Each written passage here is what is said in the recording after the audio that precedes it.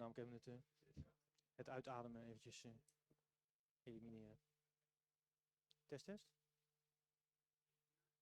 het oké zo? Like this? Oh. Zo dan.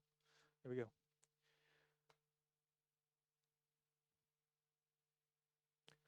Okay. Thanks everybody for coming, or staying for that matter. I'm going to talk a bit about kickstarting your experience with automated testing in Drupal Core. Hi, I'm Len. I'm Lendude on Drupal.org. I'm one of the senior Drupal developers at I.O. I was one of the PHP Unit Initiative leads for Drupal Core, where we moved everything from simple test to PHP Unit, and I am one of the views maintainers for Drupal Core. So a lot of the knowledge that I'll share here comes from, these initiatives and from views. If all my examples are from views, sorry. So what I'm going to be talking about today is first setting up your environment if you want to run tests for Core. Then I'm going to specify all different types of tests that you have available to you, and when to use what. We're going to do a short introduction on when you want to start writing your tests and where to start. And then I'm just going to give you some random stuff that I picked up while working on the initiatives and stuff like that. And maybe we'll have time for questions. We'll see. Not promising anything there. So the first thing you got to do if you want to start running tests for Drupal Core is you got to set up your local environment so that you can actually run these tests. Otherwise, you're writing it and you don't know whether or not it works. I wish I could give you the holy grail of test setups that works for everybody, but as far as I know, it doesn't exist. So I'm not going to preach here and say, oh, you got to do this way or that way, because there's no one true way of doing it. The best way is to stay as close to what you know for your local environment as you can, because you're going to have to tweak your test environment. That's just the way it works. So the closer it is to what you're comfortable with, the better the odds of getting stuff to actually work, because then when you have to tweak it, you actually know what you're working with. What you should always do is read the documentation. There's some documentation on Drupal.org about how you want to set it up. There's quite a lot of information in the core README that tells you how to set up tests and what you need to do. What I do is I have a local web server and database, but that's, like I said, that's how I work, so that's what I'm comfortable with, and it works for me. And I know there's Lando and DDev and Docker pre-configured recipes available. Not sure how up-to-date they are, but they work and they can be a great starting off point if that's your choice of development environment. But like I said, there's no one way of doing it, and staying close to your normal way of working is definitely advised, because everybody runs into trouble when they're setting this up. This is normal. Don't get discouraged by it. But keeping it as close as you can to what you know helps when you do run into trouble. There are some common steps though. Since most of our tests are run on PHP Unit, you're going to have to set up your PHP Unit Xml, which basically tells PHP Unit where all the stuff is. Now, there's a great template for that in the core folder. It's called PHP Unit Xml.dist. Just copy that, and that's a great starting off point. It also contains quite a lot of documentation about what you need to set up and how. Just so read it carefully. Don't just go, oh, copy paste it'll work, because that's not how it works. You're going to have to modify it to your specific environment. And it doesn't matter how you set it up, that's always something that needs to be done. But reading carefully when you're customizing really helps, because this is a critical point. If you get this wrong, then nothing's going to work. The best way to test this is just to run a core test. Pick any test in core, probably one of the smaller ones, just pick a unit test and run it. It's supposed to be green. Every test in core should always be green. So same goes here. Just pick a test, run it. If it's green, hey, you got it set up right. At least for that particular type of test that you ran. So there might be some more trickery involved there in the end. But basically what it comes down to is just run composer install for core, and it'll install most of the things that you need, and then it's just tweaking from there. One of the trickiest bits is usually getting JavaScript tests to run, because they need more outside tooling. So installing those and getting all the components to talk to each other can be tricky. But again, like I said on the last point, ask for help in Slack. everybody who's set up their environment for this has run into trouble, and everybody knows where you're coming from. Don't be afraid to ask for help. You're not the first person to get stuck setting up their testing environment. So just ask for help, and somebody will hopefully jump in and find a way to help you out. But don't be afraid to ask for help. That's really important for this step. But other than that, it's just something you have to get through if you actually are committed to doing testing with Drupal Core. So once you set up your environment, you want to run tests. There's a couple of different ways of doing that. So since most of our tests run on PHP Unit, you can just run them straight on PHP Unit. Just go to vendor bin PHP Unit, and then the path of the test, and it'll run. That's one way of doing it. And if you want a documentation on that, just look at the PHP Unit documentation. You don't need to go to Drupal for that. If you want to specify other things and filters, look at the documentation for PHP Unit. What I do is I run them straight from PHP Storm, so you can configure your IDE to run tests straight from the IDE, which is just convenient, because then don't have to go to the command line. You can just press a little arrow in my IDE, and it'll run the test, and it'll tell me whether or not it worked. So that's a great shortcut if you use an IDE and not, Vim. And then there's a third way of doing it, which is running it like the Drupal test bot, using runtest.sh. Don't do this. I'm just saying it, I'm just pointing it out that the test bot has its own way of running the tests. So if you ever have a difference between your test running locally and the test bot, the fact that it has its own script to run those tests might be an indication as to why. Because it's not running it exactly as you would run it locally. So don't use this locally. It's not meant for that. It's basically meant for the test bot, but I'm pointing it out just so you know that there's a difference. The test bot doesn't run PHP unit tests straight into PHP unit.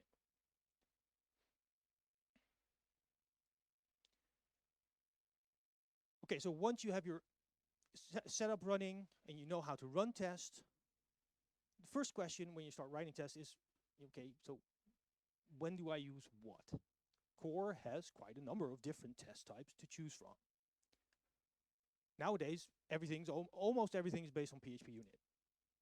But within PHP unit, we still have a number of other types of tests, but they're all based on PHP unit, but they all do something just slightly different. So there's straight up unit testing, which is the most basic form of test that you can run. Then we do kernel testing, which is very much a Drupal thing. We have functional tests that run on a minimal Drupal install, so it actually installs Drupal and runs its tests against that clean install Drupal. And on top of that, we have the functional JavaScript tests that also run on clean installs, but it actually has JavaScript support. And we can do those with PHP, and we can do those with JavaScript, and in that case, it's a night watch test, which is basically the only type of test that doesn't use PHP unit. I'm just going to go through all of these types of tests because that's basically where most people get lost. You know, the different types of tests, when to use what.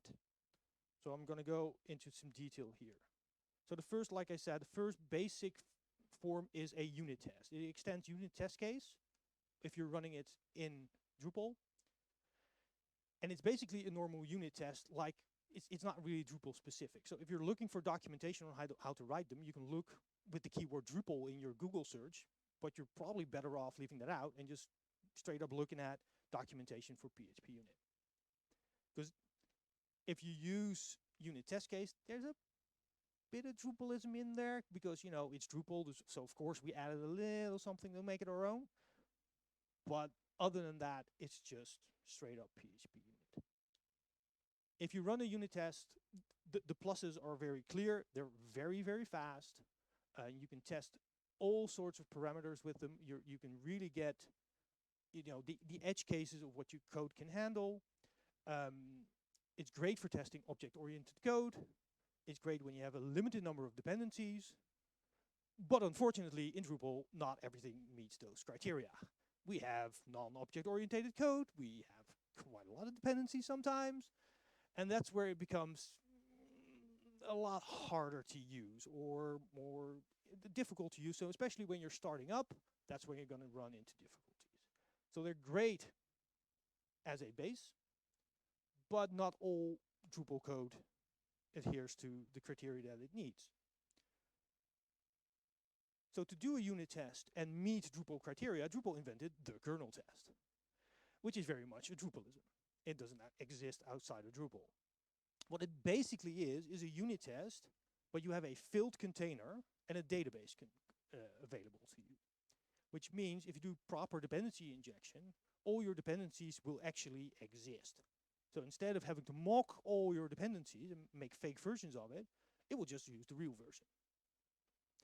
It breaks the principle of isolation because you're no longer testing something in isolation because you're actually using actual services. So that's where it gets a bit dodgy. They're still pretty quick, and they also do minimal installs of modules. But when it says minimal installs, it installs it much more minimally than you can possibly imagine if you've never run a kernel test. You have to manually install config schemas and entity types in order for them to actually exist within the test. So you can install the node module, but until you install the entity schema for the node, you can't actually create a node. So you have to tweak it a bit to load the parts that you still need out of a module.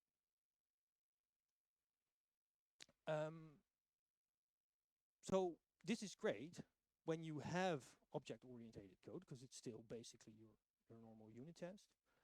But when mocking all the dependencies becomes impractical. If you have a lot of dependencies and your dependencies have dependencies and those dependencies have dependencies, having to mock everything becomes unfeasible and also makes your test unreadable. So then a kernel test is great because it just uses everything that's available. It's also great for testing hook implementations because when it installs a module, it actually installs the .module file. So all your hook implementations are actually loaded. Something a normal unit test will never ever do. And in the end, a kernel test is fantastic for testing anything that doesn't actually require a browser. But it can't actually do anything more than a unit test can. It just gives you more to work with. So the next layer on top of that is when you do require a browser. This is your BrowserTestBase. It does it in a minimal setup, and this is also where it gets the problems start, because it does an entire install of Drupal every time you run a test. Installing Drupal from scratch every time you run a test takes a lot of time. So these things are slow, definitely compared to the normal unit tests that don't install anything except, you know, the very specific parts that you need. It gives you a browser, or at least, you know, a simulated browser. It uses Mink. So again, like with a normal unit test, if you're looking at documentation and you want to know more and you're getting into scenarios where things become unclear, you can take out the Drupal keyword and you can just look how people fix this in Mink, which is used by stuff like Behat. So you can use a Behat test as an example of how you want to fix things or test things in Drupal. So again, with these types of tests, be sure to look outside Drupal. We're using tools from outside of Drupal, so don't limit yourself to just looking at Drupal. And this is used whenever you want to do browser interaction. Filling forms, rendering. You can actually do rendering in kernel tests as well if you're advanced enough, but anything that uses a browser. These tests are actually a great starting point, but we'll get to that later. One step further is the JavaScript testing, and the first one that says here with WebDriverTestBase. It uses PHP to test JavaScript. Again, it has the same slow setup because it uses a freshly installed installation of Drupal. And on top of that, it also has to bootstrap a browser, so it becomes even slower. The browser doesn't make that much of a difference, but you know, if you can get away without using the JavaScript one, you go without the JavaScript one. But it's fantastic for any real browser interaction that we have nowadays. So there's a couple of examples here, Views, of course, but the new CK Header 5 module is a great example. It has quite a lot of tests in there, and a lot of those are JavaScript tests, obviously, because, you know, CK Editor uses quite a lot of JavaScript. So they're perfect for testing those scenarios, and then it's a real end-to-end test. The only non-PHP unit type of testing that we have currently is Nightwatch, and that's for testing JavaScript with JavaScript. So if you're a JavaScript developer, That's fantastic because you can write your test not in PHP. You don't have to learn PHP, but you can write it straight in JavaScript. It can use a browser, Nightwatch. It doesn't have to. You can write JavaScript unit tests in Nightwatch. As far as I know, none of them have actually landed in Core yet. I know there's a couple of issues floating around where we're trying it. It runs, it works. But don't think anything's in yet. Might have landed by now. The biggest problem here is that the other types of tests have all this scaffolding and all these helper functions that you can use to set everything up clean and easy. Doesn't quite exist yet for Nightwatch. So getting a Nightwatch test set up, it takes a bit of scaffolding. It takes a bit of setup and tear down to actually do it right. So they're more elaborate that way, mostly because they've not been used that much. So all the stuff around it hasn't matured as much as it has for the other tests. But they're there if you need it. And so for people doing a lot of JavaScript, they're nice. All that leads to this impressive flowchart. First off, this is for people trying to get started. This is not rules. This is not how it must be done. This is just an indication of what you could do if you want to get started. Once you know exactly what you're doing, you can just let this go and you can take whatever type of test works for you. So you start at the start, and you ask yourself, does this need a test? And the answer is always yes. It always needs a test. Don't think about it. So the real first question is, do I need a browser? If the answer is yes, then you want to ask yourself, do I actually need JavaScript? If you don't need JavaScript and you do need a browser, just go for a browser test. If you do need JavaScript, you can ask yourself, do I prefer PHP? If yes, you can go for the WebDriver test, and otherwise you can go for a Nightwatch test. Gets more interesting. If you don't need a browser, then there's questions you have to ask yourself. You have a lot of dependencies. Do you make static calls here in the corner or global functions? If you use any of that, you're probably better off starting off with a kernel test because you're making your life hard by trying to do a straight up unit test. It's not impossible. You're just making it hard on yourself. So especially if you're starting out, you're better off choosing your kernel test. None of that's true. Try writing a unit test. So this sort of gets you through the flow of where do I have to start? Which type of test do I need? Or do I think I need? So once you figure that out, you're going to have to start writing tests, which is tricky in and of itself. So the first question you ask yourself again, do I need a test? You already know what this is going to say, because yes, it does need a test. Exactly. Well, does it need a test part 2? For Drupal core development, every bug needs test coverage. It needs a test that fails now in head, and then you need a test. Need to see that with the fix plus the test, it's green. You fixed the bug. Features need coverage for all their logic. If you have an update hook, that needs coverage as well to show that the update hook works. And it all needs 100% test coverage. Just as a baseline, if you have 2 ifs, you probably need at least 2 test cases for both if. You probably actually need 4. One where neither if gets hit, one for each if, and one where both get hit.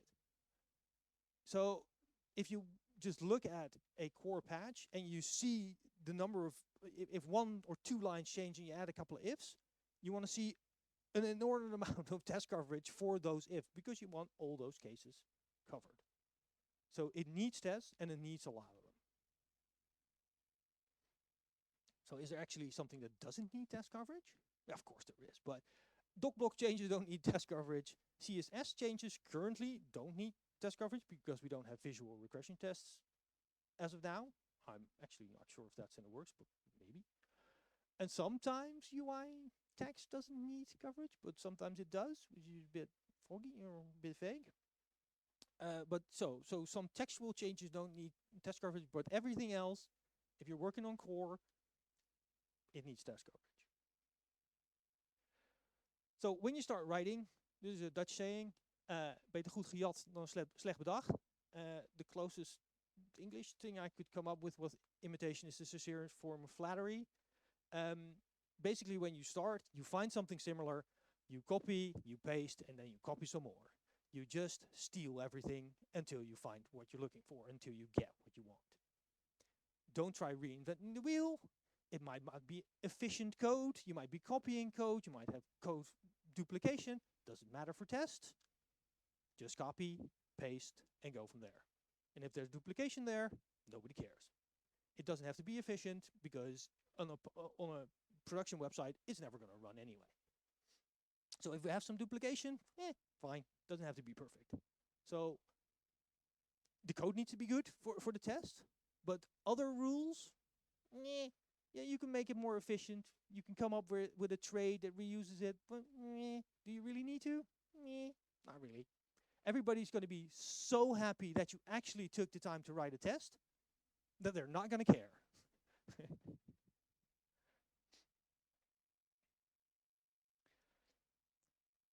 What you often get is that people want to extend existing test coverage. So something you assume already has test coverage, and that's now broken.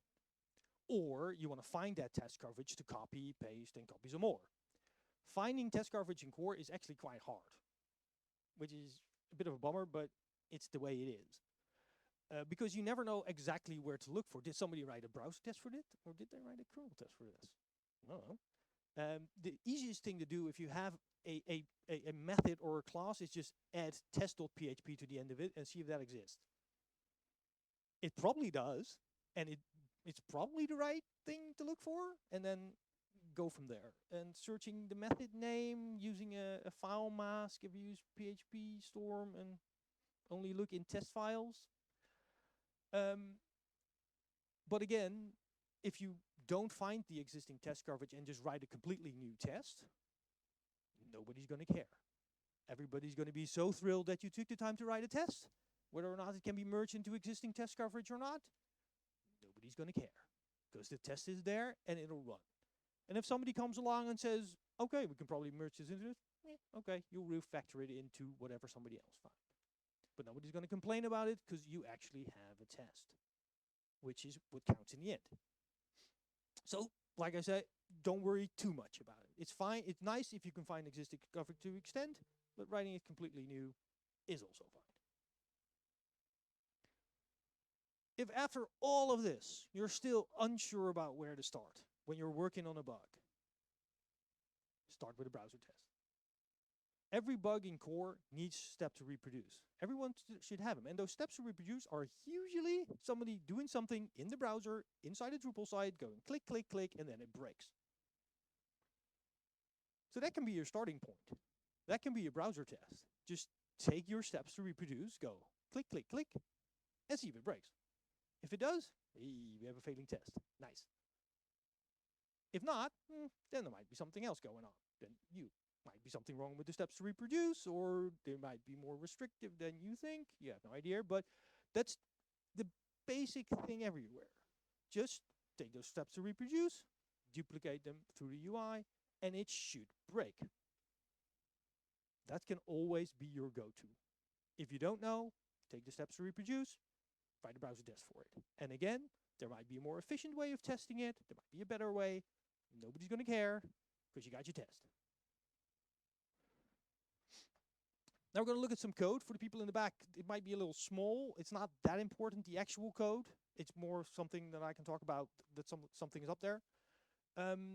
Most of these examples that I'm showing come from the excellent examples module. It has a sub-module called testing example. So if you want to browse through this at your leisure, just git clone the examples module and look through the code. It has fantastic examples and a lot of comments about why they're doing what. Semi sort of visible, right? Okay, so this is a unit test. And there's a couple of things that I just want to take out of this. One of the big things about unit tests for me are data providers. What do data providers do? They allow you to define a method that provides the data. It's the method on top there. That just defines a set of parameters to pass to your test function. And this is fantastic for testing all the edge cases that your method can handle. So this is a very simple way of just feeding it different parameters and seeing, okay, my method still holds up. It doesn't break. You can see the result there as well on the side. That's just the result of me pressing the little green arrow.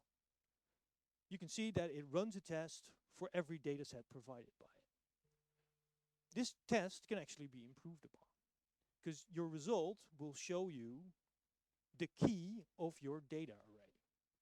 And this is just a numbered array. If you turn that into an associative array and actually make the key something descriptive, you can actually see what's being tested.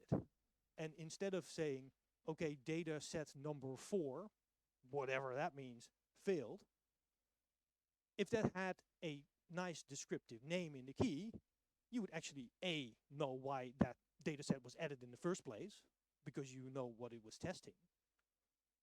And B, you would know, looking at the results, what would fail.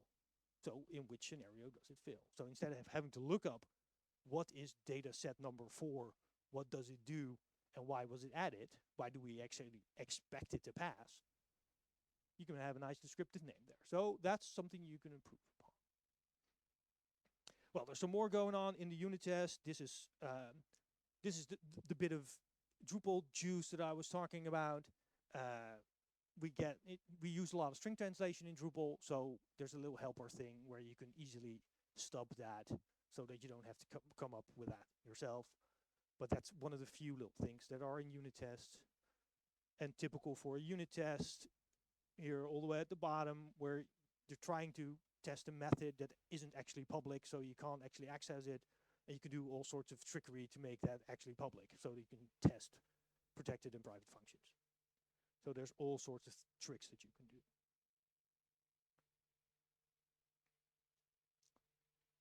Coming back to the data providers, because I think they're really powerful and important. For all those data points that we saw, setup is run, the setup method on every test clause, which is fine in a kernel test and it's fine in a unit test, but in a browser test, during setup, it'll install a completely fresh install of Drupal. So if you use a data provider in a browser test, for every data point, it will install Drupal again, which is really heavy. So unless you really need a fresh install of Drupal for every data point, best not to use data providers in browser tests. Just do an for each loop and go to the site. That's, install once and reuse that installed site. That goes for data providers, also goes for new test methods. So in browser tests, you often see that tests are all bunched together in one giant test method, which makes it hard to parse, hard to read, but it's done in that way because setup is so expensive. Because if you split it out nicely and you get a better split of the code to make the code more readable, it also starts spinning up more Drupal instances, which is expensive.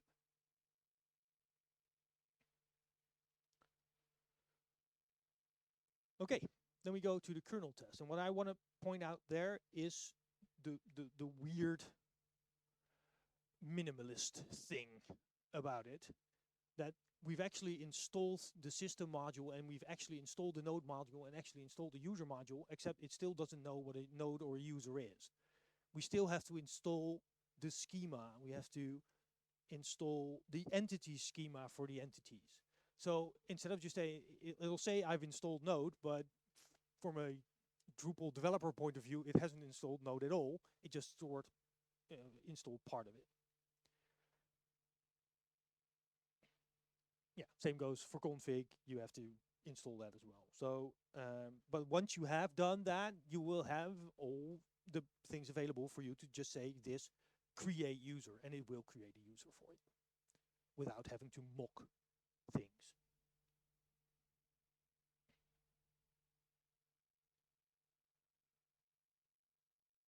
This is a functional test. This is a browser test. For me, this is the most easy to read test there is. You don't have to do any trickery. It installs Drupal. You can just say Drupal login with this create a user. You can create it on the fly. You don't have to mock anything. You don't have to install schemas or whatnot. You can just go to a URL and you can check whether or not the add content link actually exists. Pretty straightforward. But if we go back, because of forgot to point that out. This is the unit test. Right on the side there, it says 45 milliseconds. So this test ran 6 different data points in 45 milliseconds, which is pretty good. Now if I go to the kernel test, it'll run that one test to assert things that are equal, took almost 3 seconds. And that did the minimal install, and this is on my local machine. Now if we go to the browser test, it'll say 24 seconds, which is quite a steep increase. And if you have 10, 15 of these tests, I don't want to, write a piece of code, then run all my tests, wait for them to finish, and say, oh no, I need to tweak this a bit more. Which you can do with straight up unit tests. So all this ease of use comes at a fairly steep price, namely time. So that's why you always have to think about, okay, can I make this more efficient? So for the Drupal test bot, the Drupal Association pays for all this time that these tests take to run. So if we make all our tests really slow, the test bot has to run for a long time and it costs a lot of money. So it is worthwhile to think about that. JavaScript tests. The only thing I want to point out about JavaScript tests is waiting. It doesn't matter what framework you use, you have to wait a lot. You click something, and then you wait. And then you click something else, and then you have to wait. You can't imagine how often you have to wait, because normally in the time it takes you to move your mouse from A to B, your JavaScript will have finished running. But in the test, that will be instantaneous. So even the 4 milliseconds that it takes for your JavaScript to execute, you still have to wait for that. Because the mouse in the test will have made that transition before the JavaScript actually finishes, occasionally, which leads to a lot of random fails if you don't wait enough. Because most of the time, your JavaScript will be finished, and sometimes it won't be, and then it will fail, and you'll think, it ran the first 20 times, why isn't it working now? Because you didn't wait. So there's a lot of waiting involved. Some other JavaScript testing frameworks have sort of solved this, but most of them, this isn't specific to Drupal. You have to wait, and you have to know what to wait for. And especially that last part is sometimes really, really tricky because you don't know what you're waiting for, or nothing happens on screen. You click something, you still have to wait, but nothing happens, so what am I waiting for? Which can be really, really hard. But most of the random fails on Drupal.org come from this. Their JavaScript tests failing, and their JavaScript tests failing because we don't know what to wait for. This is really tricky. Doesn't matter if you go outside Drupal, if you use a different end-to-end test framework, this is still going to be tricky. Okay, bit of a teardown. For me, just some random stuff I ran into while working on this. The test bot on Drupal.org runs inside a subdirectory. If you're using your local install, you probably don't. You just run it in the root. So that leads to all sorts of interesting fails on the test bot, where you go, oh, but it worked locally. Yeah, if you assume that it works on the root, it doesn't necessarily work on the test bot. Same goes for namespacing. PHPUnit doesn't care about namespacing. The test bot does. That's because of the whole run test sh thing. I talked about the kernel tests that are really minimal. If something doesn't work in a kernel test, you probably forgot to install some crucial bit of schema somewhere. JavaScript test, just said that, is all about waiting, but there's one test method in core, or one assertion, wait for AJAX request, that you should never ever use. Please, I'm sorry it ever got committed. It's a generic wait for solution that sometimes doesn't wait long enough, and sometimes it does, because you're not waiting specifically for something to change. It'll just wait a certain amount of time, and when it thinks everything is done, it'll stop. I talked about the random fails. A lot of the random failures that we first had in JavaScript testing was basically, the fixes for that was replacing wait for AJAX request with a more specific type of wait. Actually wait what we're waiting for. And then it worked. And then it stopped, randomly quitting on us. If you want to use BrowserTestBase to test stuff other than HTML, it doesn't work. It'll only look inside the HTML tag. So if you're using XML or a JSON response, it will not work with a browser test. Something very viewsy, PostgreSQL doesn't use the same default sorting as MySQL. But basically, what I'm trying to say is, if you're working on something that touches the database layer, or you're using something like Views, run it on all the different database drivers. Don't do it locally, because setting up all the different database drivers locally can be, a bit of a drag. We have the test path for that, but make sure that you, once you posted your patch, also queue the other database types so that you know that your patch actually works, or your test actually works, on all the different database drivers as well. And not just on the one you're using, which most of the time will be, something MySQL for most developers.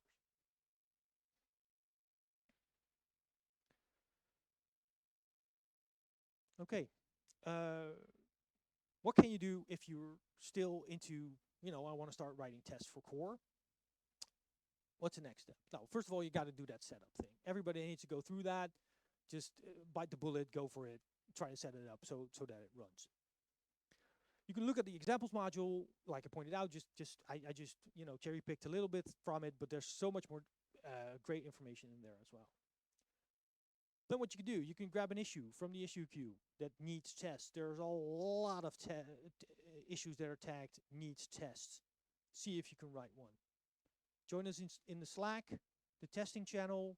If you have questions, you see somebody there. Even better, join us in the Bug Smash channel, the Bug Smash Initiative. I'll be talking more about that tomorrow during the keynote, about the initiatives. Lots of great people there helping out. If you want to smash some bugs this week, come join us in the Bug Smash channel, and we'll see what we can do to get you started on stuff and see if we can help you out and start writing these things. Because right now, needing tests is one of the great bottlenecks in core patches. They need to be addressed. We need test coverage, but not enough people are writing them yet. So people getting up to speed there would really, really help out core development in general. This is just thank you to the sponsors. My company in there as well, so thanks to them. And I think we might actually still have time for some questions. We do, yeah, looks like it. So that was me.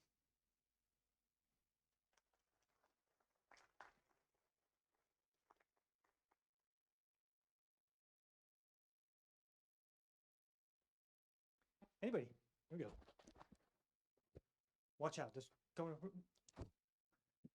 Ah, just short. Thanks. Are we on? Yeah. So thanks for the talk. There's not a question, but a thought. Maybe if people are interested, we might choose a sprint room and help people set up, get their test environment going. Yeah, I'm going to be in one of the sprint rooms. Haven't picked one yet for the Bug Smash Initiative, where everyone's welcome. But I'm going to be there for questions and with other people that want to help people get started. So look for wherever it says Bug Smash Initiative on one of the blackboards. So yeah, we'll definitely do that. Cool. Thanks. Hey, you mentioned running tests directly from PHP Storm. I know that there's a few extensions for VS Code for running tests. Any that do you have any experience with any of them, or? No, I've not tried to set that up. I know it's there, but okay. I haven't tried to set it up. I also know that it can be hard to get it to work if you're using like a Docker-based setup and actually getting PHP to Storm to talk to that. It works fine for unit tests and kernel tests and browser tests, I think, as well, but especially JavaScript tests. Getting those to run in a Docker environment from PHP Unit actually turned out to be quite hard. But for VS Code, I haven't tried it yet. Like you said, I know there's a couple of plugins that claim to do stuff, and I'm 100% sure that you can get like unit tests to run, but the more elaborate ones might be a bit of a challenge. Yeah, I have another question, if that's right. So do you have like a preferred, when you're looking to write a test, do you like do you prefer to write a unit test or a kernel or a function, or does it depend on the situation, or? It largely depends on the situation, and it's also largely dependent on if I already know what the fix is. That really helps, because then you know which part you want to test. All right, how about if something has no tests? Where would you start? So that's most views. So again, depending on what part of, do I want to do something big? If I want to be testing the Views UI, I'm probably just going to go straight into a JavaScript test, because I want it to keep working, and I don't want it to depend on mocks. I want it to work with the actual thing. I just want that to stay working no matter what changes. But if it's just one handler or one plugin that I want to test, then a unit test will do. Or if the plugin has a lot of dependencies, which it's me working on views usually does. So probably kernel test, and then also for me too, what can I find that looks like it? What can I copy paste? Is that a unit test? Then I'll stay with a unit test. And can I copy paste something that's already a kernel test? I'm lazy. I'll just copy paste and stay with that. Why do I want to refactor that? If it works before, it will work now. All right, one more, then I'll pass it up. Actually, as I'm doing it, it sounds like kernel tests are just unit tests, but with more effort. Is that a fair way of saying it? So like, why? It is. Actually, I have a rule of thumb for that thing you said, when to use which test. If it has an endpoint, you're going for browser tests. If it is a service, you use the kernel test because it interacts with services. Anything else is unit test, basically. Again, it's a good guideline. It's a guideline, yeah. Exactly. It doesn't have to be.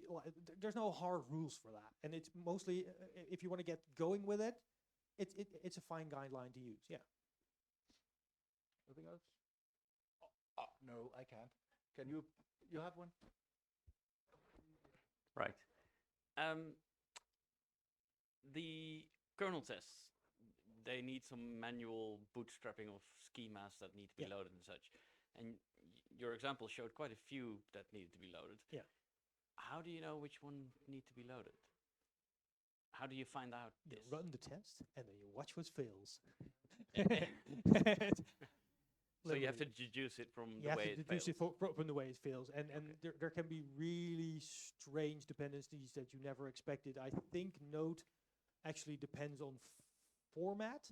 I think you have stuff to, like that you wouldn't think of. Exactly. I think you have to install a format before you can actually do a node. Yeah. Something along those lines.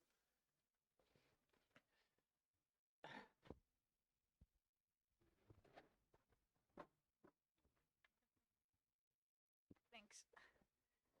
Yeah, I actually have two things. One thing I would just like to propose actually in a question. You talked about it being hard to find if functionality is already under test or not in Drupal Core. I understand that, but there is a really nice tag that you could use for that, I think. And if we would just try to get people to use that, it's the covers tag. Yeah. So you can tell people what class it covers. Yeah. The thing is, the cover tag, it is used extensively in Core. So if you look for add covers and add covers base class, it's used mostly in unit tests. It might actually be required for unit tests from a coding standpoint. The problem is that's nice, all well and good for unit tests and kernel tests that specifically test something, especially unit tests, which are usually testing one specific method. For a browser test, if I bootstrap the Views UI, how many methods am I actually covering there? I think you can also put a class name in there, but I get your point. Yeah, but for browser tests and JavaScript test, it's just it would be inaccurate. You can't put every class down being bootstrapped when you bootstrap the Vue UI or a node. It just doesn't work that way. But it is something you could try in your list of things how you could find tests. Maybe. Yeah, absolutely. Yeah, use the cover. And I wanted to ask, because I saw you said if you use a data provider, it will run setup every time with every data point. Yeah. Is that a unit test thing? Yeah, I guess just so. straight Okay. up from PHP Unit. So isn't it possible to use setup before class with that? Nope. Why? Because it doesn't work. That's too bad. Okay. Well, someone else? Thanks. I'm not sure if I misunderstood something, but let's say, for example, we've got a kernel test and we've got setup, which sets up all the modules, does the install of the schema. Is there any way to not do that setup for every single test and take advantage? It has to do it. Yeah, that's just comes straight out of PHP Unit, which isn't built for the type of test that we basically abuse it for, with a heavy test setup. It's coded for small setups where just some functionality is in there and then it gets rerun. And we use it to actually do this huge thing in doing a full install of Drupal, which is not really what it was meant for.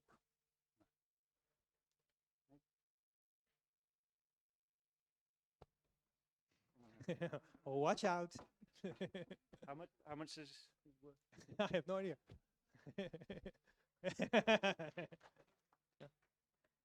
So you mentioned not to test the JSON output of a controller, I guess. So in core, how is this tested? Like directly the output of the controller without the JSON part?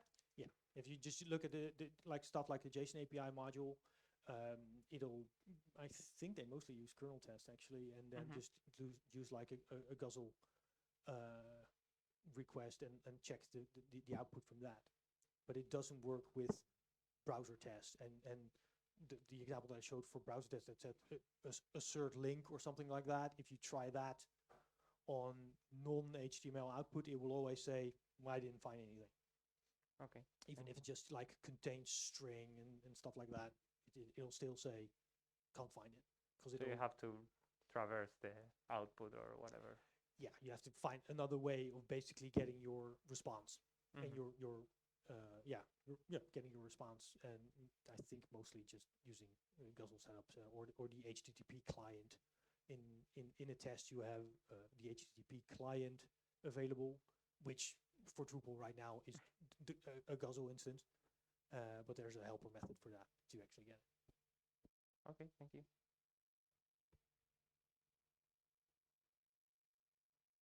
Yeah, all done? That's it. Okay. Thanks for coming, everybody.